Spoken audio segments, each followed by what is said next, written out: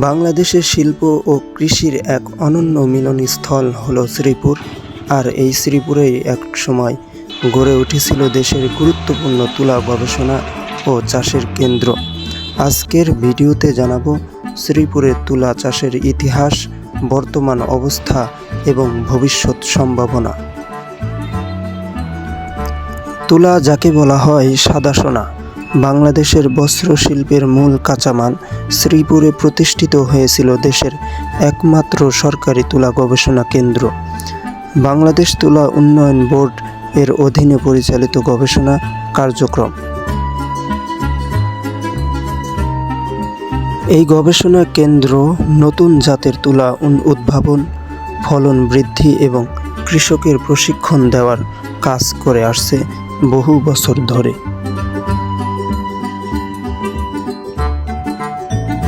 গাজীপুরের শ্রীপুরে এখন এক অন্যরকম দৃশ্য। দূর থেকে মনে হবে যেন মাটির উপর নেমে এসেছে সাদা মেঘ, আর সেই মেঘের সৌন্দর্য দেখতে প্রতিদিন ভিড় করছেন অসংখ্য দর্শনার্থী।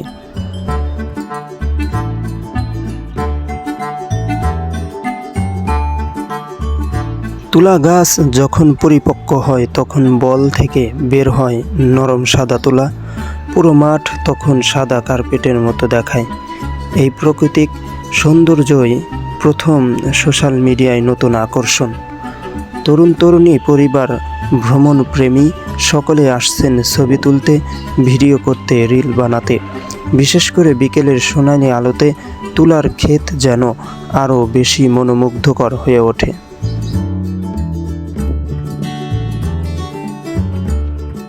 বাংলাদেশের তৈরি পোশাক শিল্প বিশ্বে সুপরিচিত।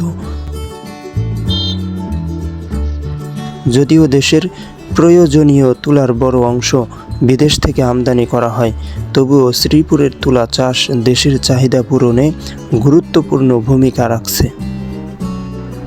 এই তুলা থেকে সুতা তৈরি হয়, আর সেই সুতা থেকে তৈরি হয় পোশাক, যা রপ্তানি হয় বিশ্বের নানা দেশে।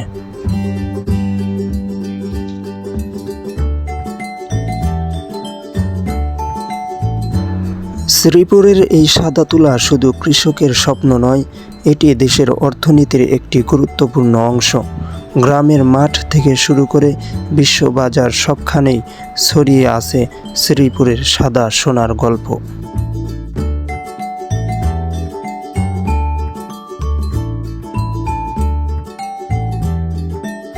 শ্রীপুরে অবস্থিত বাংলাদেশ তুলা উন্নয়ন বোর্ডের গবেষণা খামারেও মৌসুমে দর্শনার্থীদের আগ্রহ দেখা যায়। তবে এখানে সাধারণত নিয়ম কানুন মেনে প্রবেশ করতে হয়, যাতে গবেষণা কার্যক্রম ও ফসলের ক্ষতি না হয়।